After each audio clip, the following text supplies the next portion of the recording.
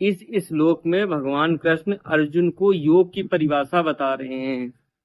Generally तौर पर आप रामदेव वाला योग सुने हैं, जो रामदेव योग सिखाते हैं, बहुत अच्छी चीज है। चलो, मेडिटेशन सुना होगा ओशो का, ये योग को जानते हैं, लेकिन ये योग के पार्ट हैं। योग एक व्यापक शब्द है।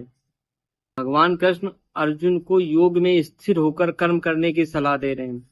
अब योग में स्थिर होने का क्या मतलब है? योग में स्थिर होने का मतलब है कि कर्म करें, फल की इच्छा ना करें।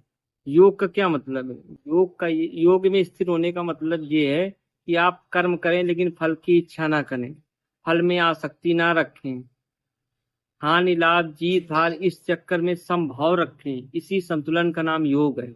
मतलब आप कर्म करें, जैसे निष्काम निष्काम कर्म योग नहीं होता कि आप कर्म करें, फल की इच्छा ना करें।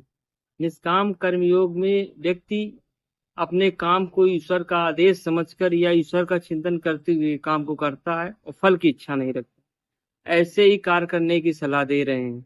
इसी तरह से कार्य करने को समभाव या समत्व कहा जाता है, योग कहा जाता है। ये योग की परिभाषा उन्होंने डिफाइन की है। अर्जुन को बताया कि योग इसे कहते हैं। देखो, जब आप निष्काम कर्मयोग करेंगे या कर्मयोग निष्काम भाव से कर्म करेंगे, तब आपको कर्म बंधन नहीं लगेगा। ना आपको किसी अच्छे काम का लाभ मिलेगा, ना किसी बुरे काम का पाप पड़ेगा। मतलब आप कर्म बंधन से मुक्त हो जाएंगे। लेकिन जब आप फल के परिणाम में आसक्त होंगे, तो उसका तो आप कर्म के बंधन में फंस जाएंगे। देखिए, इस श्लोक में भगवान कृष्ण अर्जुन को योग में स्थिर होकर योग की परिभाषा बता रहे हैं कि योग क्या है। देखो, आज जनरली तौर पर आप योग समझते हैं रामदेव वाला योग, जो योग सिखाते हैं, वो उसको मेडिटेशन कराते थे, वो योग होगा। लेकिन सब योग के पार्ट हैं। योग एक बहुत व्यापक शब्द है। भगवान कृष्ण अर्जुन से कह रहे हैं कि आप योग में स्थिर होकर कर्म करें। अब योग में स्थिर होना क्या है? कि आप कार्य करें, फल के परिणाम में आसक्त ना हो। जीत हो, हार हो, हानि हो, लाभ हो, सब में आपकी एक ही स्थिति हो। इसी को योग में स्थिर होना कहते हैं। अब बताइए, बात ये निष्काम कर्म योग की परिभाषा हो गई कि आप कर्म करें, फल की इच्छा न करें।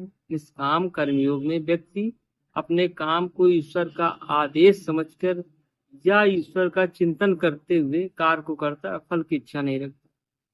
जब आप ऐसे कर्म करेंगे तो आप कर्म बंधन से मुक्त हो जाएंगे, आपको किसी पाप पुण्य नहीं लगेगा। लेकिन जब आप सकाम इच्छा से कर्म करेंगे, तो आपको उसका अच्छा बुरा फल मिलेगा, तो आप कर्म बंधन में बंध जाएंगे।